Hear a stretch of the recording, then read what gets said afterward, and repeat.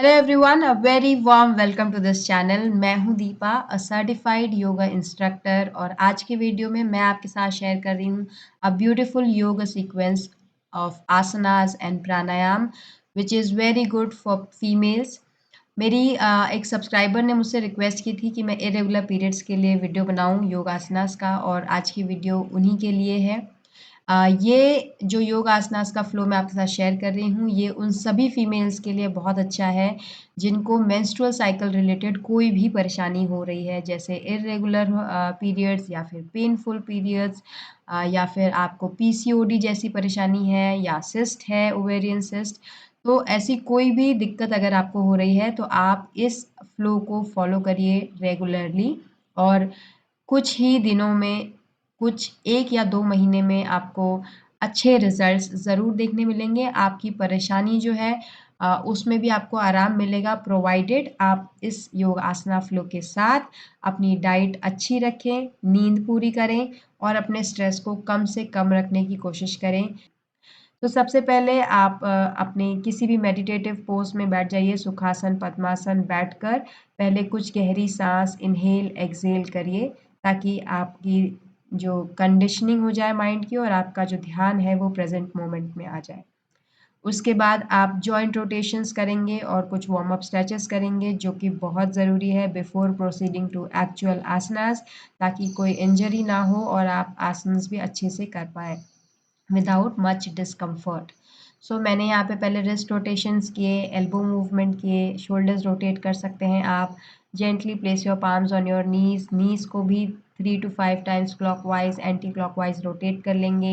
उसके बाद आप एंकल रोटेशंस कर सकते हैं, एक पैर नीचे, दूसरा पैर का थाई जो है पैरेलल टू ग्राउंड, और फिर आप एंकल रोटेट कर लेंगे 3 टू 5 टाइम्स क्लॉकवाइज और 3 टू 5 टाइम्स एंटी क्लॉकवाइज।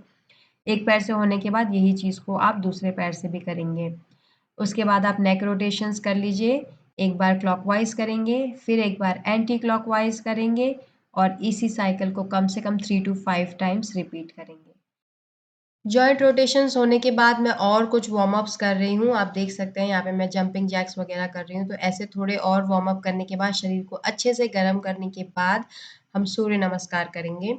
सूर्य नमस्कार में कई सारे आसन को मिला के एक फ्लो बनाया गया है, एक पूरा अपने आप में योग सीक्वेंस है ये। और इसको अगर आप डिटेल में सीखना चाहते हैं तो आप मुझे बताइएगा, मैं इस पे अलग से एक वीडियो बनाऊँगी to explain all the things here, all the details here. इसमें करेक्ट ब्रीदिंग पैटर्न के साथ फॉलो करना ज़रूरी है। तो आप सूर्य नमस्कार अच्छे से सीख लीजिए, और यहाँ पे आप 6 से 8 सूर्य नमस्कार करिए। 12 कर सकते हैं तो बहुत अच्छा रिज़ल्ट आपको मिलेगा, 12 सूर्य नमस्कार कर सकते हैं। तो यहाँ पे सूर्य नमस्कार में होता है प्रणाम आसन, नमस्कार करते हैं जिसमें हम हाथ ऊपर करके ऊर्ध्व हस्तासन करते हैं, फिर हाथ नीचे करके फॉरवर्ड बेंड करके पाद हस्त करते हैं, फिर एक पैर पीछे करके अश्व संचलन, दोनों पैर पीछे करके दंड आसन, फिर अष्टांग नमस्कार, उसके बाद भुजंग, उसके बाद भुजंगासन के बाद अधोमुख स्वानासन, फिर से अश्व संचलन आसन, पाद हस्तासन, ऊर्ध्व हस्तासन और प्रणामासन। तो इस तरीके से पूरा फ्लो है। कम से कम 6 सूर्य नमस्कार करिए। यहाँ पे आप देख सकते हैं मैं हर बार लेफ्ट ही पीछे ला रही हूँ और लेफ्ट आगे ला रही हूँ। आप चाहें तो एक बार लेफ्ट पीछे लेके जाइए, लेफ्ट आगे लाइए, और दूसरे बार में राइट पीछे ले जाके राइट आगे ला सकते हैं। इस तरीके से भी कर सकते हैं। तो ये सूर्य नमस्कार अपने आप में एक कंप्लीट वर्कआउट है, और अगर आप सिर्फ 12 सूर्य नमस्कार भी करते हैं रोज़, तो भी आपकी फुल बॉडी एक्सरसाइज हो जाती है। तो इसको ज़रूर अच्छे से सीखिए। सूर्य नमस्कार होने के बाद आप थोड़ी देर शवासन में रेस्ट करेंगे, जिसमें आपको अपनी मैट पे लेट जाना है, हथेलियाँ आसमान की तरफ खोल लेनी है, पैरों में अंतर कर लीजिए थोड़ा, और हाथ भी थोड़ा-सा दूर कर सकते हैं। गर्दन चाहें तो एक तरफ हल्की सी झुका सकते हैं, जो भी साइड आपको कंफर्टेबल हो, और अपना पूरा भार पृथ्वी को सौंप दीजिए। साँस पर आपका पूरा ध्यान होना चाहिए, बट आप अपने पूरे भार को पृथ्वी को सौंप कर कंप्लीटली अच्छे से रिलैक्स करेंगे, और कुछ देर रेस्ट करने के बाद फिर हम आगे का जो आसन है उसको फॉलो करेंगे। सबसे पहले हम लेट कर ही आसन करेंगे, पीठ के बल आप लेटे रहेंगे, और सबसे पहले आप करेंगे सर्वांग आसन। जैसे कि इसका नाम है सर्वांग, मतलब ये पूरी बॉडी पर काम करता है। तो नो मैटर आप हेल्दी हैं या फिर आपको कोई भी तकलीफ़ है, सर्वांग आसन आपके लिए अच्छा है। ओनली थिंग इज़ अगर आपको हार्ट सर्जरी हुई है या बीपी इश्यूज़ है, उस केस में आपको ध्यान देने की ज़रूरत है। अदरवाइज़ सर्वांग आसन सबको करना चाहिए और सबके लिए बहुत ही फ़ायदेमंद। इसको करने के लिए जैसा कि आप देख सकते हैं इसका नाम इंग्लिश में है शोल्डर स्टैंड, तो आपको अपने शोल्डर के दम पर अपना पूरा शरीर ऊपर उठाना होता है। अगर आप इसको नहीं कर सकते हैं at the moment as a beginner, तो इसको आप वेरिएशन के साथ या आसानी से कैसे कर पाएँगे धीरे-धीरे स्टेप बाय स्टेप, वो मैंने आगे वीडियो में बताया है। तो वीडियो को एंड तक देखिए, आपको पता चल जाएगा कि आप शुरू कैसे कर सकते हैं सर्वांगासन के साथ। फिर वो वाला वेरिएशन प्रैक्टिस करते-करते आपको पूरा सर्वांगासन आ जाएगा। उसके बाद आप प्रैक्टिस करेंगे हलासन की। हलासन के लिए आपको अपना जो पैर है वो सर्वांग में आपके पैर ऊपर होते हैं, वो आपको नीचे लाना है। हलासन के इसमें जिसको हम इंग्लिश में प्लो पोज़ कहते हैं, आप चाहें तो सपोर्ट दे सकते हैं हाथों का पीछे से। और हल आसन को कुछ समय होल्ड करने के बाद आप मत्स्य आसन करेंगे।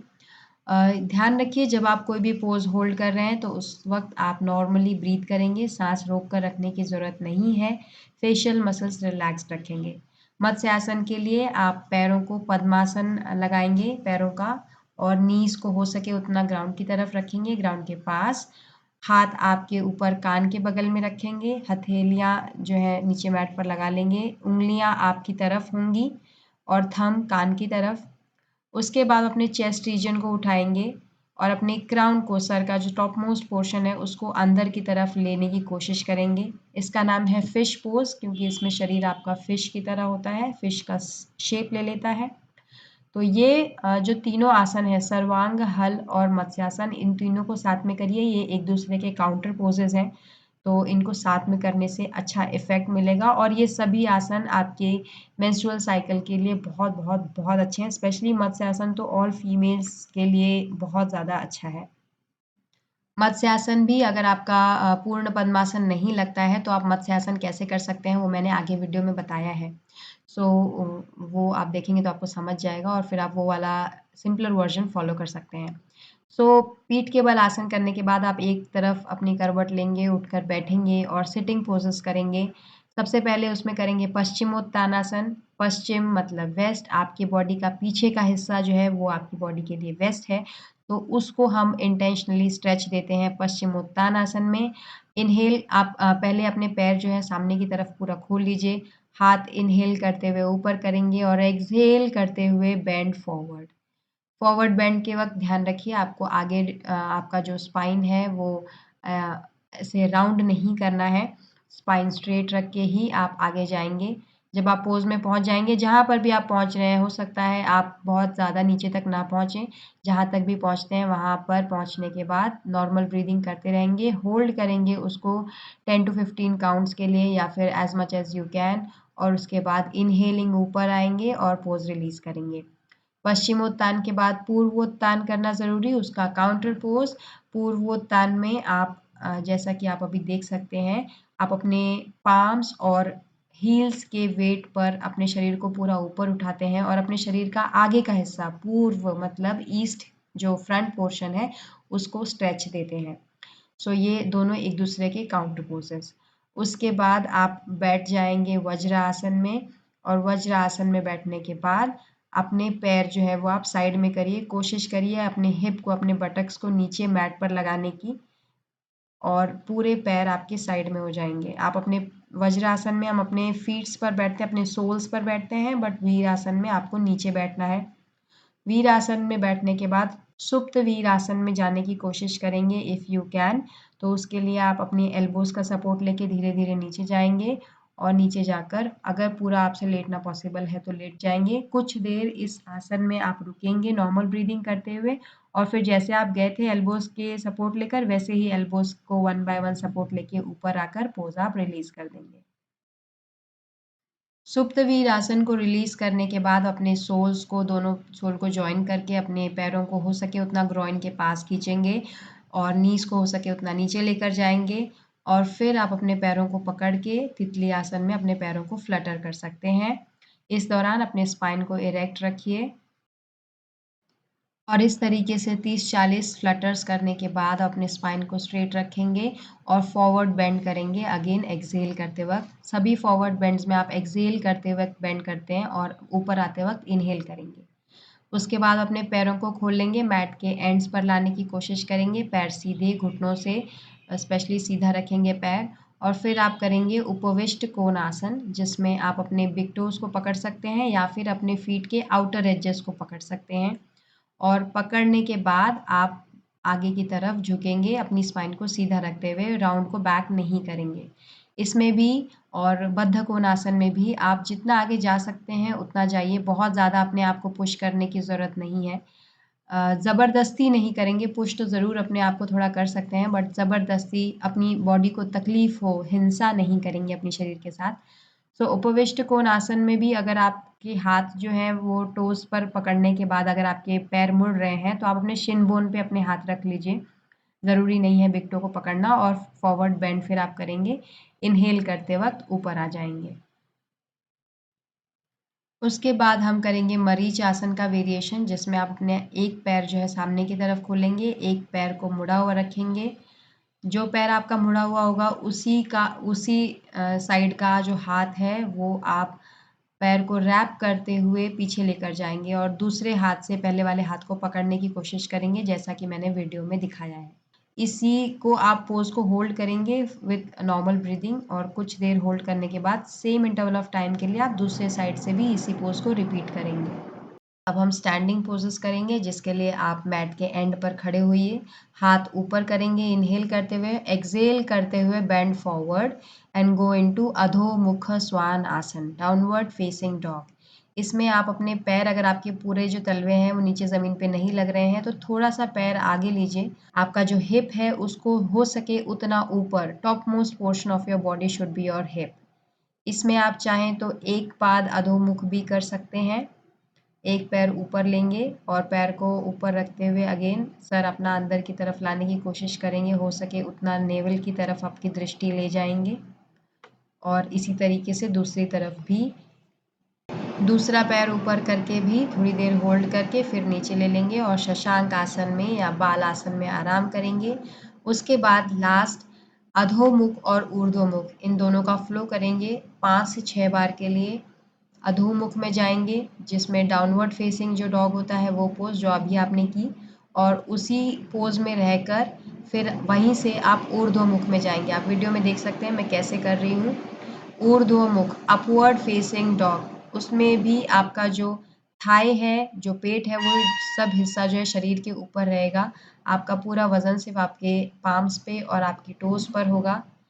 अधोमुख करिए, अधोमुख से ऊर्ध्वमुख में जाइए, फिर से अधो में आइए, फिर से ऊर्ध्वमुख में जाइए।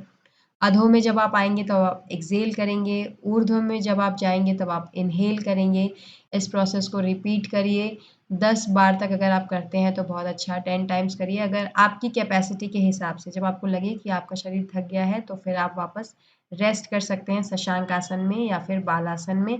और आप चाहें तो एक-एक पोज़ को 1 से 2 मिनट तक के लिए होल्ड भी कर सकते हैं। यहाँ पे आपके आसन का फ्लो कंप्लीट होता है, इसके बाद हम प्राणायाम करेंगे। बट प्राणायाम बताने के पहले मैं आपको कुछ बिगिनर वेरिएशंस बता दूँ, कुछ आसन्स के जो मैंने अभी आपको पहले योग फ्लो में बताए। सर्वांग आसन अगर आपसे नहीं होता है तो आप क्या कर सकते हैं उसको सीखने के लिए अपने मैट को पहले आप वॉल के अगेंस्ट लगा लीजिए और अपने पैर के तलवे वॉल पर रख लीजिए। पैर को आप वॉल के अगेंस्ट प्रेस करते हुए अपने हिप को, अपने बेली वाले रीजन को, हिप को ऊपर उठाएँगे और नीचे से हाथ का सपोर्ट बनाए रखेंगे हिप्स पर और लोअर बैक पे। जब आप इस तरीके से बैलेंस कर पाएँ अपने बॉडी को तो उसके बाद आप एक-एक पैर ऊपर उठाकर बैलेंस करने का ट्राई कर सकते हैं, जैसा कि मैंने अभी वीडियो में किया। और जब आप एक-एक पैर भी बैलेंस कर पाएँ कुछ दिनों तक वैसे प्रैक्टिस करने के बाद, फिर आप दोनों पैर वॉल से दूर करके पूर्ण सर्वांगासन की कोशिश कर सकते हैं। एक दिन में नहीं होगा बट प्रैक्टिस करते रहेंगे तो ज़रूर आ जाएगा। और जिनसे हलासन नहीं होता है वो सिर्फ़ अपने पैर को वॉल के अगेंस्ट पूरा पैर सीधे रख के कुछ देर तक विपरीत करनी में रुकेंगे, जैसा कि मैंने अभी वीडियो में दिखाया आपको। मत्स्यासन अगर आपसे नहीं होता है, पैर आपके पद्मासन में नहीं रहते, तो आप अपने पैरों को सीधे सामने भी रख सकते हैं, दोनों पैरों को जुड़ा हुआ रखेंगे। और चाहें तो आप सुखासन, जो हम नॉर्मल क्रॉस लेग पोज़ीशन में बैठते हैं ज़मीन पर, वैसे पैरों की क्रॉस लेग पोजीशन में बैठकर भी मत्स्यासन आप कर सकते हैं।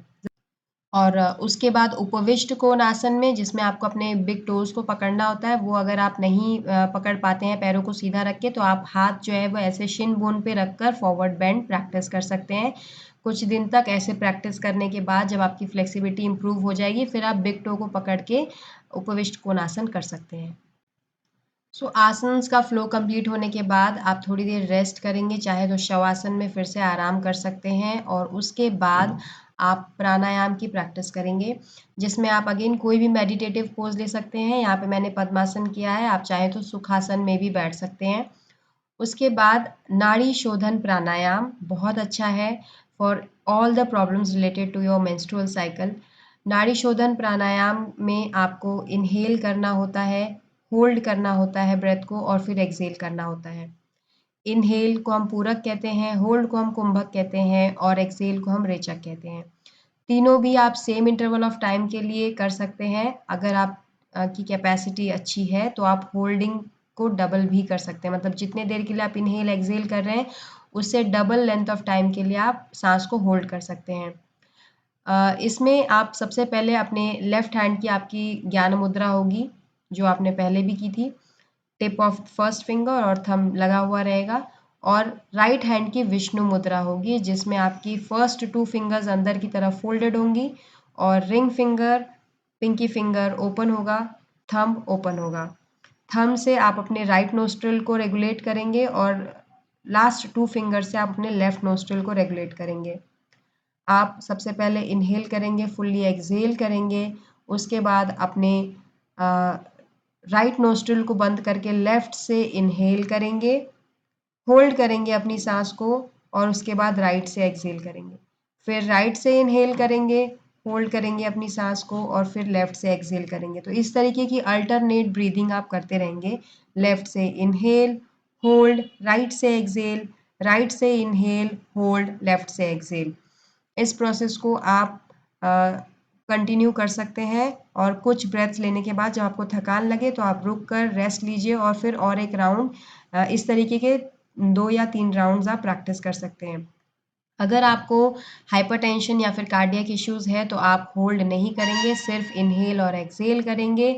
No retention of breath in that case, सिर्फ पूरक और रेचक, बट अल्टरनेट ब्रीदिंग। ध्यान रखिए जितनी देर के लिए आप इनहेल कर रहे हैं उतनी देर के लिए ही एक्सहेल करने की कोशिश करें, ये करना बहुत ज़रूरी है। और साथ में ही आपके पोस्चर को मेंटेन करिए ज़रूर। जो आपका स्पाइन है वो सीधा होना चाहिए, हेड, नेक और spine in one straight line. Also straight line में रखने का मतलब बहुत ज़्यादा इरेक्ट करने की ज़रूरत नहीं है, स्ट्रेट बट कंफर्टेबल। और इस तरीके से आप नाड़ी शोधन प्राणायाम का 2 या 3 राउंड्स करेंगे, और फिर आप अपने प्रैक्टिस को रुका सकते हैं। आप चाहें तो अगर इसके बाद कुछ देर आप 1-2 मिनट ध्यान करिए, अपने साथ रहिए, बस अपने आप को ऑब्जर्व करिए with a witness like attitude, and this will surely help you to reduce all the anxiety and the stress.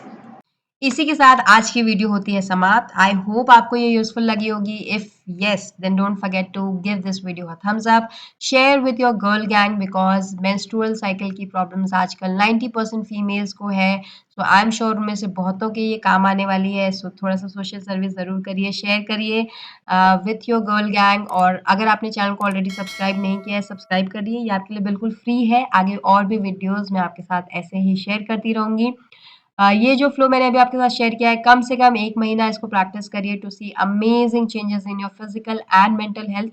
एक ही हफ्ते की प्रैक्टिस के बाद आपको अपनी एनर्जी और मूड में काफ़ी ज़्यादा चेंजेस दिखेंगे।